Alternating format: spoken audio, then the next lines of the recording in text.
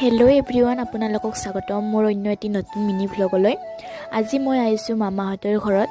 আজি আছিল মোৰ ককাৰ বছৰেকীয়া আৰু আমাৰ এইপিনে এজন মানুহ ঢুকোৱাৰ পিছত এবছৰৰ দিনা ৰাইজক মাতি এসাঁজ খোৱা হয়। আৰু মোৰো ককা ঢুকুৱাব আজি এবছৰ হৈছিল, সেইবাবে সাধাৰণভাৱে অকণমান যোগাৰ কৰিছিল তেওঁলোকে। এইপিনে পুৰোহিতে কৰি আছিল শ্ৰাদ্ধ, কিবা কিবি নিয়ম থাকে আৰু ইমান নাজানো। আমি সকলোৱে ককাক সেৱা জনালোঁ, তেওঁৰ আত্মাই শান্তি লাভ কৰক, য'তে আছে তাৰ পৰা আমাক আশীৰ্বাদ দিয়ক। আৰু এইটো হৈছে মোৰ মাৰ ভালৰ পৰিয়াল, সিহঁতে কৰি আছে ফূৰ্তি। প্ৰসাদ বিলোৱা হোৱাৰ পিছত সকলোকে ভাত খাবলৈ দিলে। ভাত খোৱাৰ পিছত সকলোৱে কথা পতাত ব্যস্ত। জানেই নহয়, মানুহ গোট খালে সুখ দুখৰ কথা গোটেইখিনি কথাই ওলায়। আৰু গধূলিলৈ অকণমান নাম ধৰিছিল। আৰু আজিৰ ভিডিঅ'টো ইমানখিনি আছিল। যদি ভিডিঅ'টো চাই ভাল পালে লাইক, শ্বেয়াৰ আৰু চেনেলটো ছাবস্ক্ৰাইব কৰিব একেবাৰে নাপাহৰিব। আজিলৈ আহিছোঁ দেই।